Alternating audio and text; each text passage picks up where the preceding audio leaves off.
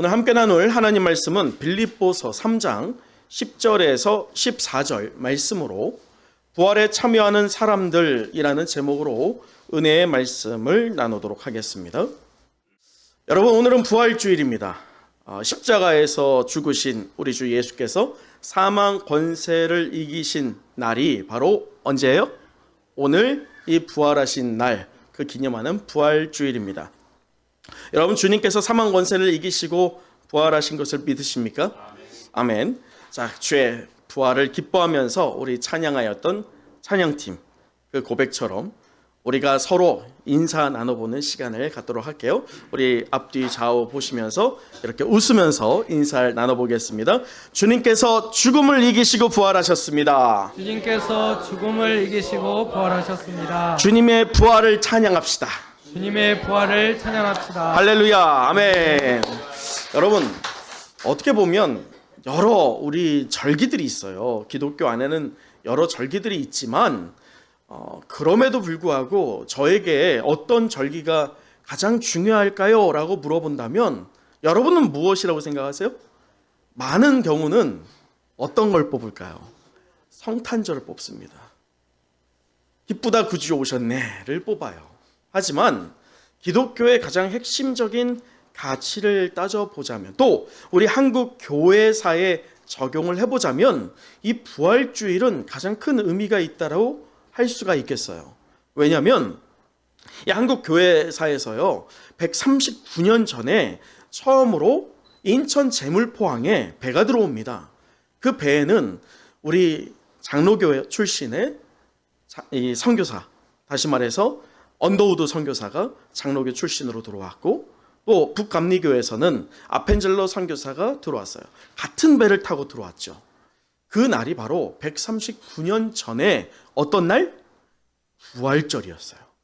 부활절 때 그들이 첫 발을 붙였던, 이 땅을 디뎠던 때가 바로 부활주일이었죠. 그리고 또 한국 교회사에서는 이 부흥의 역사에도 부활절은 굉장히 큰 영향력을 미쳤습니다. 분명히 이 언더우드 선교사와 아펜젤러 선교사가 이 복음을 선포하긴 하였지만 갑작스럽게 급진적으로 폭발적으로 한국 교회가 부흥했던가? 꼭 그렇진 않았어요. 점진적인 부흥이 있었죠. 그런데 그렇게 점진적으로 부흥하다가 폭발적으로 부흥했던 때가 있습니다. 그때가 언제냐면 1903년에 8월 달이에요. 그때 원산에서 원산 부흥 운동이 일어납니다. 몇 년이요? 1903년이죠. 그런데 그 원산에서 일어난 작은 부흥의 불씨가요, 점차 확장되고 확산되면서 개성까지 이르게 돼요. 그때는 우리가 한 나라였으니까요. 개성까지 이르게 됐을 때에 그 개성에서 1905년에 부흥이 폭발적으로 일어납니다. 그리고 평양에서는 1907년에 그 영향력으로 평양 대부흥운동이 일어나죠. 그런데 이 한국 교회사에서 부흥이 폭발적으로 일어났던 때가 바로 그 1905년 개성이었어요. 그때 역시나 그날이 어떤 날이? 부활절이었어요.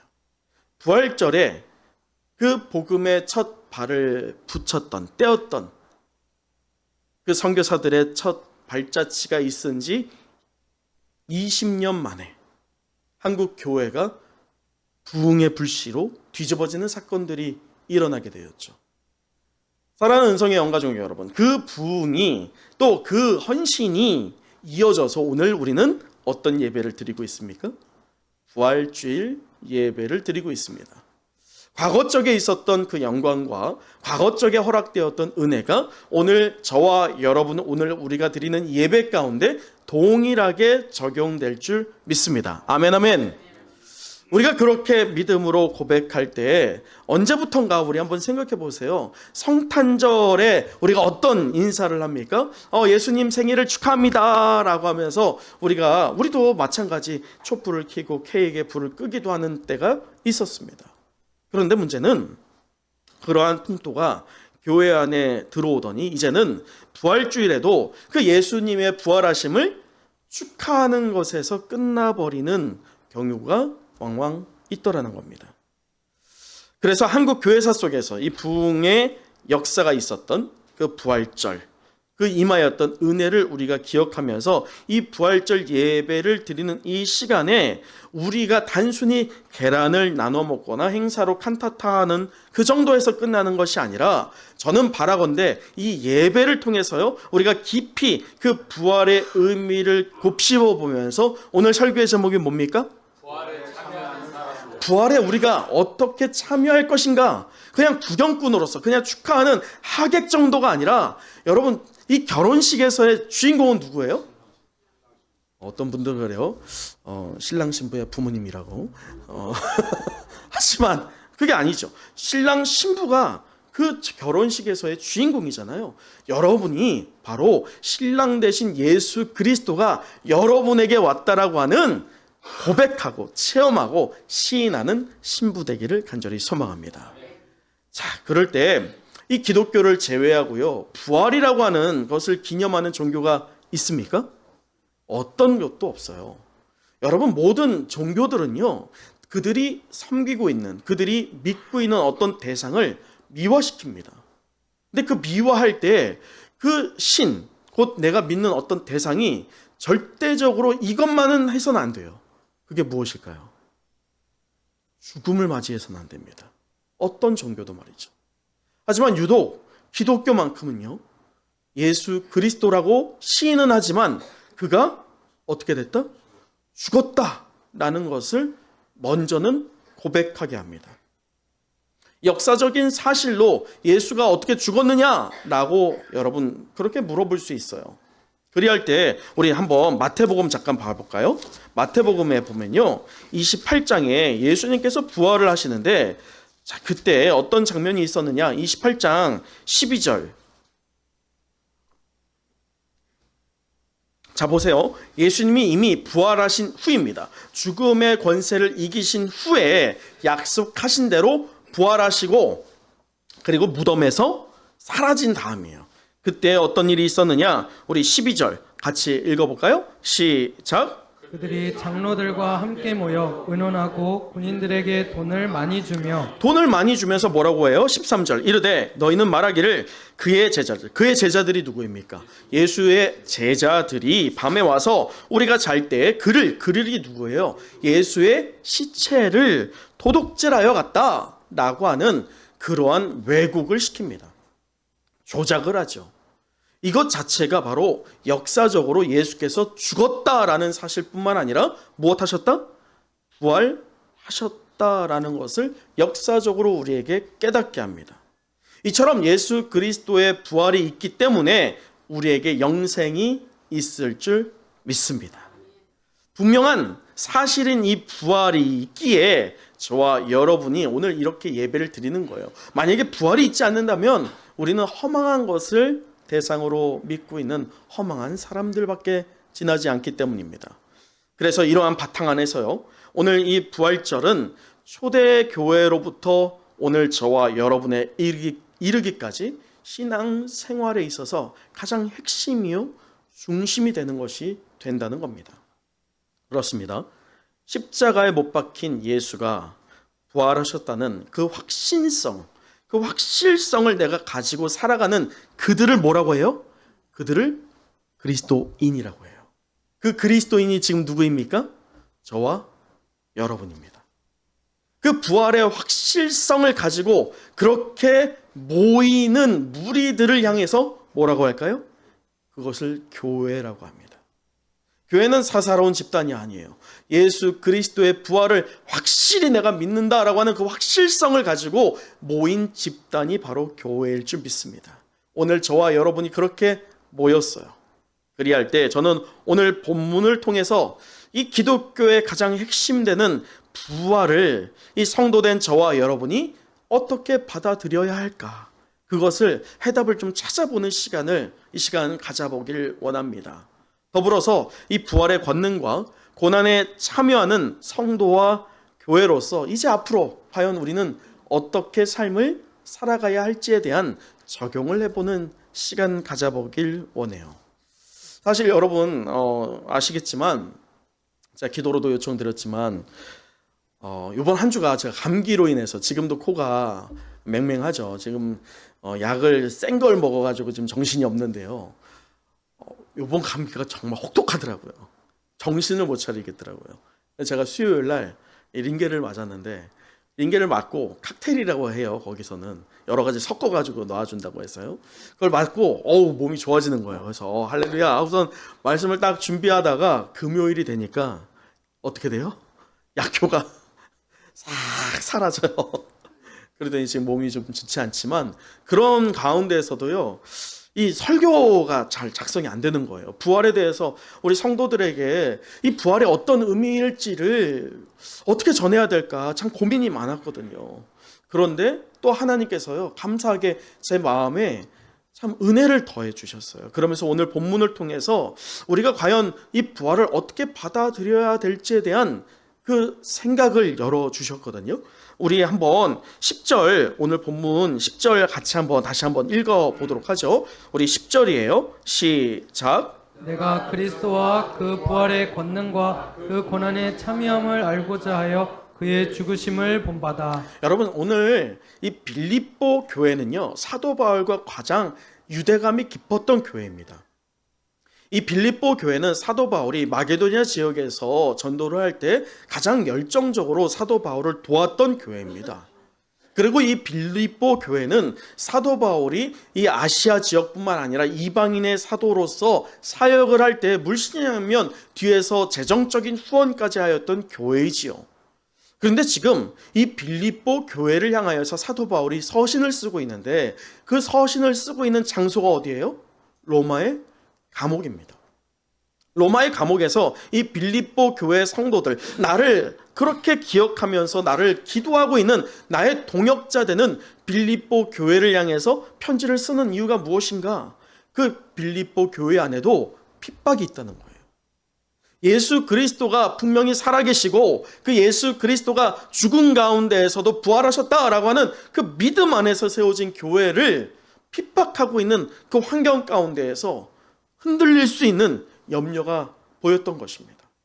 그래서 사도 바울은 힘있게 자기가 사랑하고 있는 이 빌립보 교회 성도들을 향해서 편지를 하는 것이 바로 오늘의 본문입니다.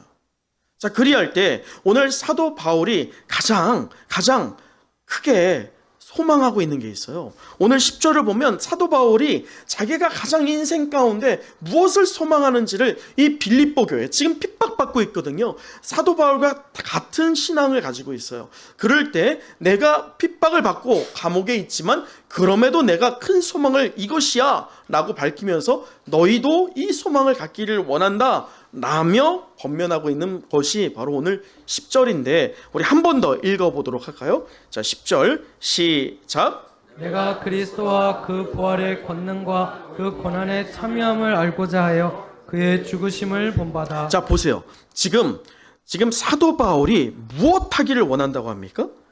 자, 보세요. 부활의 권능과 그 고난에 참여하기를 원한다. 그것이 가장 큰 소망이라는 거예요. 여러분, 그 참여한 결과 지금 사도 바울은 어디에 있어요? 감옥에 갇혀 있죠. 굳이 그렇게 할 필요가 없음에도 불구하고 사도 바울은 감옥 가운데에서도 여전히 그 큰 소망을 품고 있습니다. 주님의 부활의 권능에 참여하는 것 말이죠. 고난에 동참하는 것 말입니다.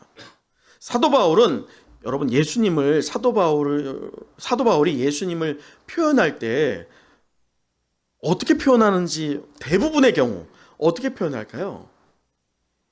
예수님을 어떤 수식어를 써요. 사도 바울이.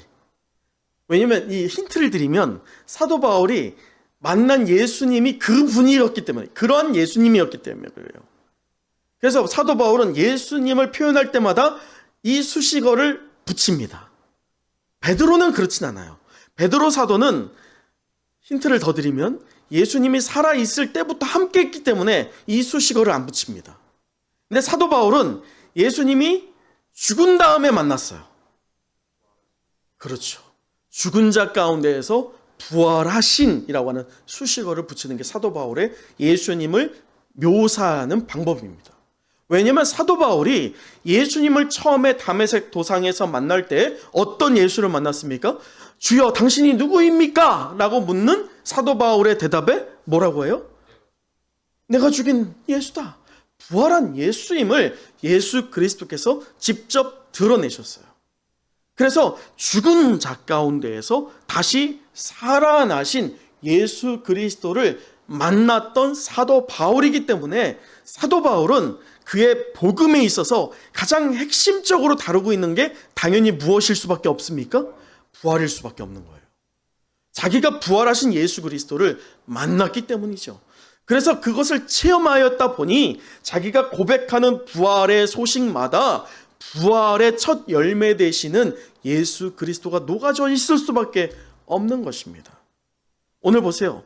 그렇게 부활하신 예수 그리스도, 그가 소개를 할 때에 그 부활의 권능에 대해서 이야기하고 있어요. 너무나도 중요해서 그런데 제가 10절을 다시 한번 읽어드리면, 내가 그리스도와 그 부활의 권능과 그 고난의 참여함을 무엇하고자?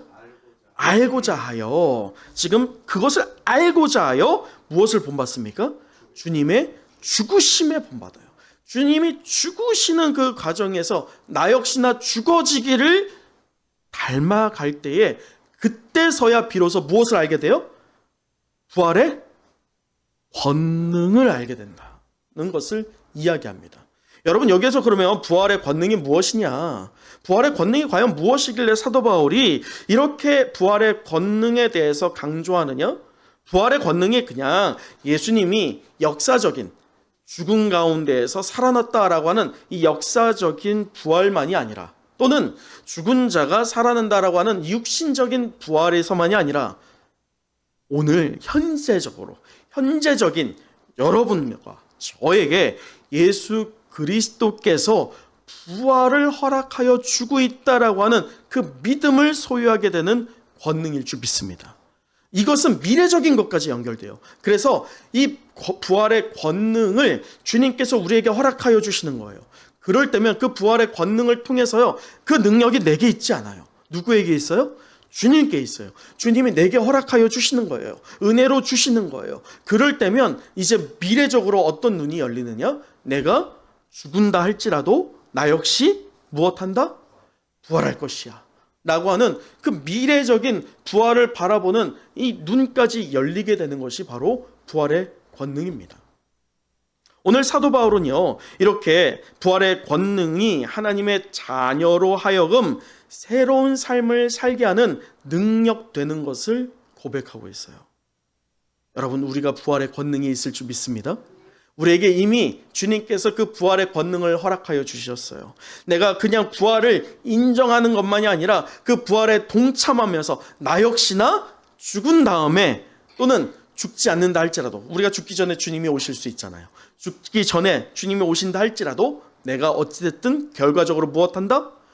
부활한다 라는 것을 내가 믿을 때에는요, 그 믿음을 갖고 있는 성도는요, 삶이 달라질 수밖에 없다는 거예요. 새로운 삶을 가질 수밖에 없다는 겁니다.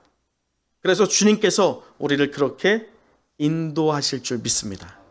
저는 이러한 부활의 권능을 이 자리에 계신 여러분 모두가 체험하기를 축복합니다.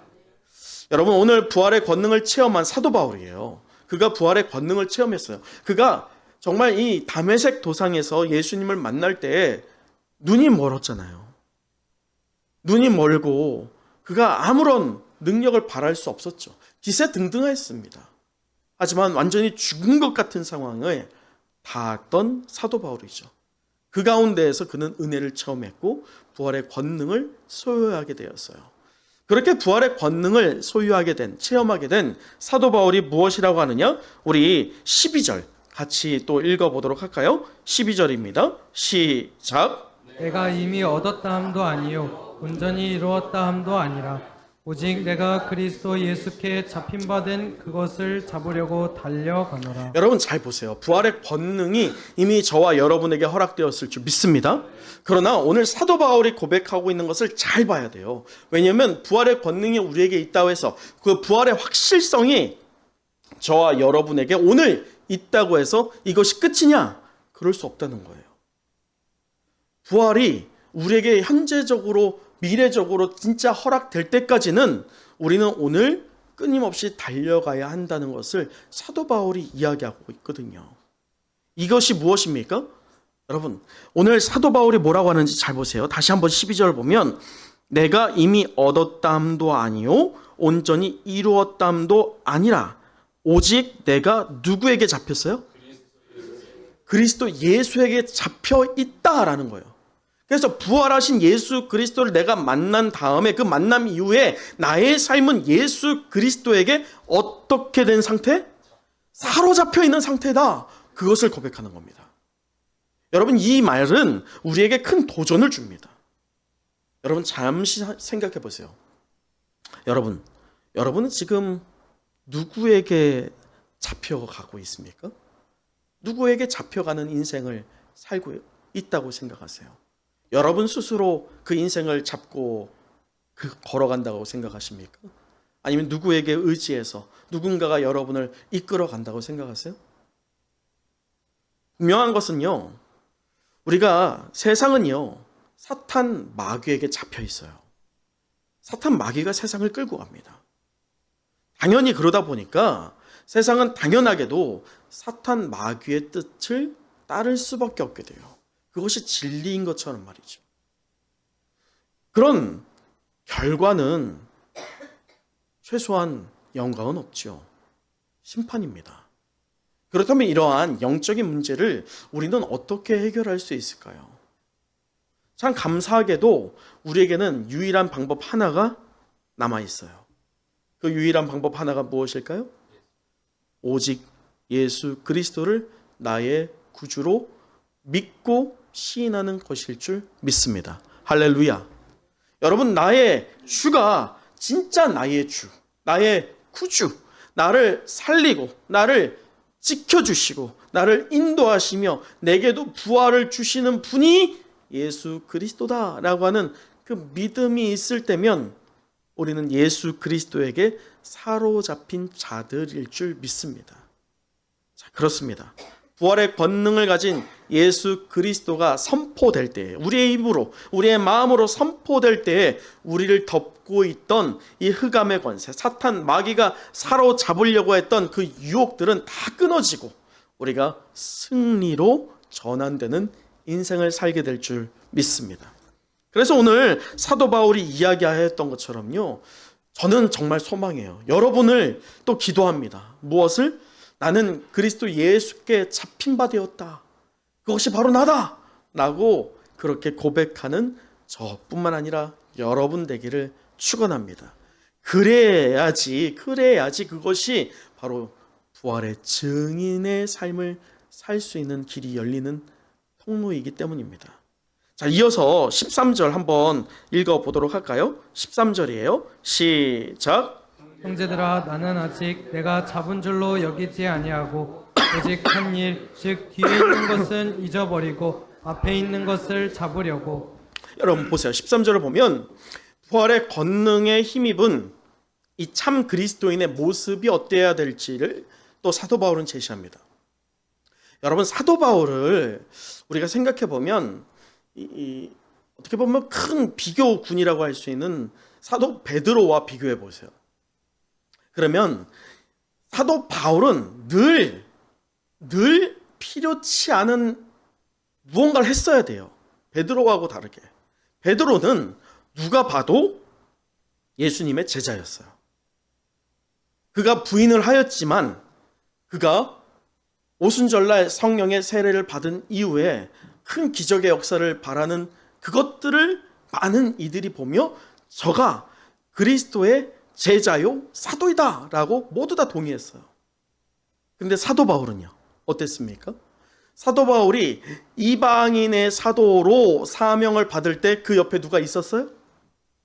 없었어요.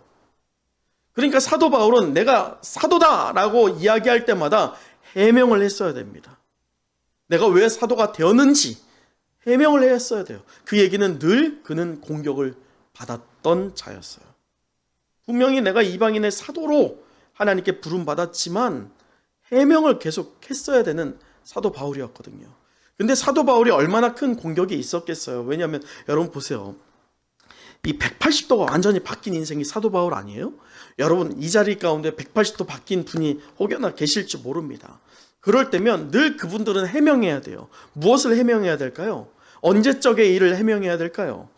전의 일을 해명해야 돼요. 내가 그때는 예수님을 알지 못했어. 내가 그때는 잘 알지 못해서 그랬었어. 해명을 해야 돼요. 그리고 예수 그리스도를 만난 이후에 내가 얼마나 큰 은혜를 받았고 예수 그리스도께서 나를 어떻게 인도하시는지에 대해서 시인해야 됩니다. 여러분, 그런데 분명히 이 과정이 필요하지만 오늘 잘 보세요. 13절 뭐라고 하느냐? 형제들아, 나는 아직 내가 잡은 줄로 여기지 아니하고. 지금 분명히 12절에 누구에게 잡힌 바 되었다고 했어요. 예수에게 잡힌 바 되었다고 했어요. 근데 그게 끝이 아니라는 거예요. 잡혔지만 늘 사탄은 틈을 보는 거예요. 우리의 부활을 의심케 하고 또 예수님의 영광을 가리게 하는 것을 통해서 우리가 예수님을 바라보게 하는 그 우리의 시선을 어디로 향하게 하는 거예요? 자신이 잡고서는 사로잡고 인도하고 있는 세상을 보게 하는 거예요. 믿음의 성도들이 왜 믿음이 연약해집니까? 분명히 교회 안에서는 예수를 바라보는 믿음을 가졌지만 우리가 한 주에 어디에서 삶이 더 많아요? 세상에 많잖아요. 그렇게 분명히 믿음으로 무장되었고 부활의 영광으로 우리가 참여하는 자가 되었다라고 하지만 일상 가운데 사탄이 사로잡고 있는 세상에서 우리가 살다 보니 우리의 시선이 또 어디로 향하는 거예요? 세상으로 또 향하게 되는 거예요. 그런 상황 가운데에서 우리가 분명히 사도 바울의 고백을 기억하셔야 돼요. 사로잡힌 바 된 것 같았지만 언제 이것이 끝납니까? 죽을 때서야 끝나요. 이게 바로 성화예요. 성화는 예수님께 분명히 사로잡힌 거예요. 하지만 그 사로잡혔다라고 해서 오늘 내가 성화를 이룬 게 아니에요. 사로잡힌 것이 끝날 때까지, 그 끝날 때까지 늘 사탄은 우리를 공격하고 미혹하고 넘어뜨리고자 합니다. 그래서 끝나는 그날이야 비로소 끝나는 거예요. 그러다 보니 13절에 내가 잡은 줄로 여기지 않는다. 겸손합니다. 내가 이때까지 이렇게 했어. 드러내지 않습니다. 그러면서 뭘 얘기해요? 오직 한 일, 즉 뒤에 있는 것은 잊어버리고. 뒤에 있는 게 뭡니까? 사도 바울은요, 자랑할 것도 많았어요. 반면에 또 뭐가 있었어요? 앞서 우리가 이야기한 것처럼 예수를 만나기 전에 내가 얼마나 악했었는지, 내가 그걸 예수를 잘 몰랐기 때문에 그랬었어. 하소연하고 해명해야 되는 그런 것들, 그런 것들 안 하겠다 이거예요. 그러면서 뭘 합니까? 계속 보면 앞에 있는 것을 잡겠다라고 합니다. 여러분, 여기에서 우리가 깨달아야 될 것은요, 분명한 것은 우리의 과거의 성공을 붙잡고 교만한 것도 주님은 원치 않습니다. 또 우리의 과거에 우리의 허물을 계속 되짚어가면서 죄의식 가운데 사로잡힌 것도 주님은 원치 않습니다. 분명한 것은요, 예수 그리스도는 누굴 위해서 부활하셨습니까? 자, 저를 따라해 보시죠. 가슴에 손을 얹으시고 예수 그리스도는 나를 위하여 부활하셨다.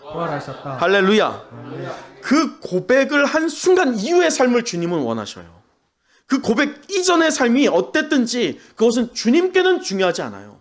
사람들에게는 중요하겠죠. 사람들은 우리를 향해서 너가 예수 그리스도를 얼마나 안다고 그러게, 너가 얼마나 선하다고 그러니 라고 말할지 모르지만 주님의 관심은 오직 하나예요. 우리가 그렇게 예수님을 고백하는 순간 이후의 삶, 그것이 어떠냐? 그것을 주님이 우리에게 묻고 있다는 겁니다. 그래서요, 우리는 과거의 실패로 인해서 좌절할 필요도 없고 오직 하나님의 형상을 회복한 새로운 피조물로서 앞으로의 삶이 중요하다는 것을 잊지 않기를 간절히 축원합니다. 여러분, 그러면 우리가 참 살만하지 않아요? 왜냐하면 과거의 것은 기억하지 않아도 되거든요. 자, 앞으로가 중요해요. 앞으로가 중요하니 과거에 어떻게 됐든 뭐 높낮이가 있겠죠. 근데 그거 중요하지 않다고 하잖아요. 자, 앞으로는 하면 되는 거예요. 그러니까 시작점이 같으니까 얼마나 마음이 가벼워요. 그리할 때 잘 보세요. 저는 오늘 이 14절에서 참 큰 도전을 받았는데 이 14절 같이 한번 또 읽어보도록 할까요? 14절입니다. 시작. 그때를 향하여 그리스도 예수 안에서 하나님이 위에서 부르신 부름의 상을 위하여 달려가노라. 여러분, 표대를 향해서 달려갑니다. 사도 바울은요, 이 새로운 피조물로 변화된 이후에 과거 뒤를 돌아보지 않아요. 앞만 보고 표대를 정하는 거예요. 표대가 뭐예요? 달려갈 결승점을 보는 거예요. 근데 여기에서 달려가다 이것이요, 어떤 식의 달려가는 것 같으세요? 자, 한번 퀴즈를 내볼게요. 1번 마라톤에 달려가는 것, 2번 100m 질주에 달려가는 것, 3번 그냥 느긋하게 이 균형을 맞춰서 달려가는 것. 어떤 걸까요? 네. 두 가지가 복합적이에요. 1번과 2번. 마라톤의 마라톤 긴 데를 밸런스를 맞춰서 천천히 뛰는 게 아니라 어떻게 뛰는 거예요? 100m 달리듯이 뛰는 거예요. 여러분 그렇게 뛰어보셨어요? 여러분 그렇게 뛴다고 한다면 정말 죽을 힘을 다해서 뛰어야 돼요. 오늘 사도 바울이 표대를 향해서 달려가라. 나는 표대를 향해서 달려가니 그 달려가는 길에 지금 고난이 있고 내가 감옥에 갇혀 있지만 난 여전히 어디를 바라본다? 표대를 바라보고 있어. 그러니 너희들 형제들아, 이 빌립보 성도들아, 오늘의 성도들아 라고 우리에게 권면하는 게 뭡니까? 지금 당장에 여러 고민도 있고 어려움도 있고 삶에 난제들이 있을 수 있지만 그것들로 인해서 우왕좌왕하지 말고 오직 무엇만 바라봐라? 표대를 바라보고 달려라. 그런데 그 달려가는 것이 그냥 쉬엄쉬엄이 아니라 죽을 힘을 향해서 달려라. 그것을 권면하는 겁니다. 여러분 그런데 우리 하나님은 그런 잔인한 분이 아니에요. 자, 우리가 분명한 것은 달려가긴 하지만 그 마라톤을 달려가는데 100m 달리기 하듯이 뛰면 여기 버텨낼 분이 어디 있겠어요. 하나님은 우리의 믿음을 받으시는 거예요. 순종을 보시는 거예요. 그리할 때 힘을 보태어 주실 줄 믿습니다. 우리의 힘으로 달려가려고 하면 지쳐요. 넘어집니다. 시험 듭니다. 그러나 주님의 힘에 힘입어 달리면 주님이 우리에게 힘을 불어넣어 주시면 달릴 수 없는 중에도 달려갈 수 있게 될 줄 믿습니다. 그것이 바로 오늘 부활의 근본 되시는 예수 그리스도이십니다. 여러분 그렇습니다. 내가 예수 그리스도가 나의 인생의 주인이라고 믿을 때 우리의 삶의 목표는 달라져야 돼요. 사탄 마귀에게 사로잡혀 있었던 과거의 생각과 가치관으로 만들었던 나의 목표가 있었다라고 한다면 그 목표를 향해서 그것이 다인 줄 알고 달려갔던 우리의 어저께까지의, 아니 우리 방금 전까지의 상황이라고 한다면 이제 그것을 종식하는 여러분 되시길 간절히 축복합니다. 그러면서 우리가 만든 것이 아니라 주님이 우리에게 허락하여 주시는 표대를 바라보며 예수를 바라보며 예수의 힘에 힘입어 우리가 십자가 앞에 나오며 부활에 동참하는 믿음의 성도 되는 저와 여러분 되시길 간절히 축복합니다. 여러분 잊지 마세요. 구원은요, 전적으로 하나님의 은혜입니다. 구원에 우리의 능력이나 우리의 어떤 노력의 보상이 한 스푼이라도 얹어질 수 없어요. 절대로 없어요. 부활은 온전히 하나님이 우리에게 허락하여 주시는 은혜일 줄 믿습니다. 하지만 그렇게 우리에게 은혜를 허락하여 주시어서 부활을 그리고 구원을 우리가 허락받았다라고 여기는 존재되는 그리스도인들은요, 분명히 심은 대로 거둔다는 것도 잊지 마시기 바랍니다. 이제 여러분 인생에 무엇을 심으시겠어요? 우리 주님께서는 열매로 알리라 라는 말씀을 하셨어요. 분명히 우리는 무언가를 심을 겁니다. 우리가 다 알지 못하지만 우리의 인생 속에서 다 저마다 무언가를 심을 거예요. 무언가 표대를 바라보며 달려갈 겁니다. 그러나 심은 대로 거둬요. 무엇을 심느냐에 따라서 그 열매도 달라집니다. 한 영혼이라도 우리가 더 건지기를 눈물로 호소하며 눈물로 씨앗을 뿌릴 때면 영혼 구원의 열매가 맺어질 줄 믿습니다. 그러나 그러한 열심이나 눈물이나 헌신이 없이 우리가 사람들, 세상에 마귀 사탄에 지배되고 사로잡혀 있는 세상적인 사람들과 동일한 무언가를 심을 때면 우리에게는 부활은 가까이 있지 않게 될 겁니다. 그러며 여러분 안에 그리스도 예수의 마음을 품기를 간절히 축원합니다. 언젠가 영원 구원이라고 하는 열매로 주님께 칭찬받게 되는 우리 모두가 되기를 간절히 축복합니다. 오늘 말씀을 마칩니다. 오늘 우리는 이 부활주의를 맞아서요, 부활에 참여하는 사람들이라는 제목으로 은혜의 말씀을 나눴는데, 우리 마지막으로 20절 함께 읽어보도록 하겠습니다. 20절 시작. 그러나 우리의 시민권은 하늘에 있는지라 거기로부터 구원하는 자 곧 주 예수 그리스도를 기다리노니. 어떤 사람이 이 무엇에 소망을 두고 있는가를 알아보려면 그가 무엇에 제일 민감하게 반응하고 있는지를 살펴보면 됩니다. 사도 바울은 이 시민권이 하늘에 있다는 것을 깨닫고 난 뒤에 하늘의 일에만 관심을 둡니다. 그것을 작정하였죠. 이처럼 저와 여러분도 동일한 시민권이 허락되었을 줄 믿습니다. 아멘, 아멘. 우리에게 하늘의 시민권이 있다는 거예요. 그것을 깨닫는 여러분 될 때면 하늘의 일에 이제 관심 두기를 간절히 소망합니다. 그것이 바로 부활에 참여한 사람들이 보여야 할 삶의 자세일 줄 믿습니다. 여러분, 우리는 매년 부활주의를 맞이합니다. 매번 반복되는 건 때론 의미 없게 다가오는 것처럼 보일 수 있지만, 그러나 부활이 참이며 우리도 거듭남으로 부활에 동참하게 될 것을 믿으며 신앙 고백을 반복할 때마다 우리의 믿음은 더욱 강건하여질 줄 믿습니다.